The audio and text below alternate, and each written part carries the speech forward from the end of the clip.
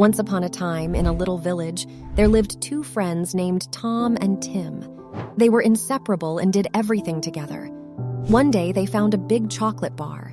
Tom said, "Let's share it equally." But Tim replied, "No, I want it all for myself."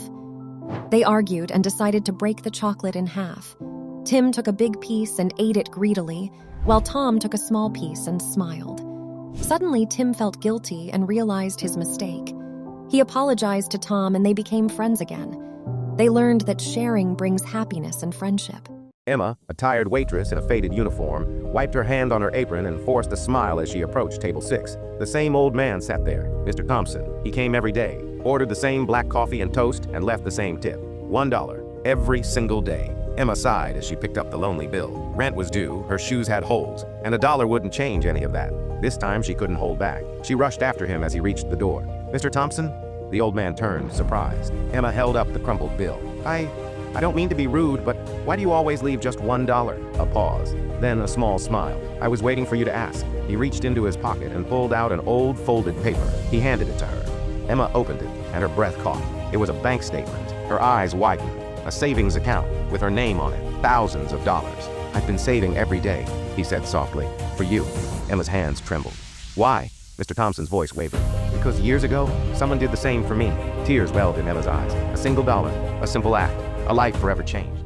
Once upon a time, in a cheerful village nestled between green hills, lived a small boy named Sammy. One day, while playing near the village square, Sammy spotted something shiny on the ground. It was a wallet. Inside, he found money and a card with a name. Sammy knew the wallet belonged to someone. He had to decide what to do. Without hesitation, Sammy decided to return the wallet to its owner. The owner, Mr. Jenkins, was overjoyed and thanked Sammy warmly. As a token of gratitude, Mr. Jenkins gave Sammy a shiny coin. News spread quickly in the village about Sammy's honesty. Everyone admired him. From that day on, Sammy learned that honesty is not just about doing the right thing, but also about making a difference in others' lives.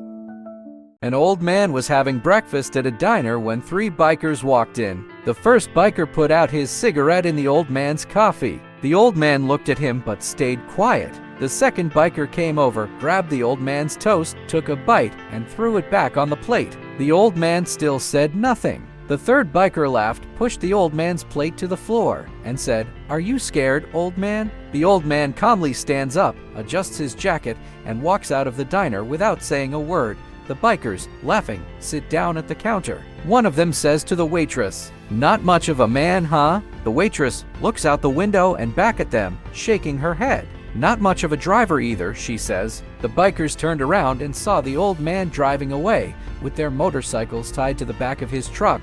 Moral: sometimes it's wiser to stay calm and let your actions speak for you. In a hostel with 100 students, everyone was served the same bread and butter for breakfast every day. 80 students looking unhappy, murmuring they got tired of the same meal. They craved variety, something new, but 20 students liked the bread and butter and didn't complain. The 80 students complained to the hostel supervisor, demanding change, but the 20 who liked the bread and butter stayed silent. The supervisor decided to let them vote. He showed a chart of meal options and said the dish with the most votes would be served. The vote count: 20 for bread butter, 18 for noodles, 16 for egg toast, and so on. Bread and butter won by majority. Why? When the votes were in, the 20 students who wanted bread and butter stuck together, but the other 80 students divided their votes across different meals. Bread and butter being served again to the whole hostel. The moral of the story is, as long as 80% of people are divided by their own preferences, the remaining 20% will continue to rule over them.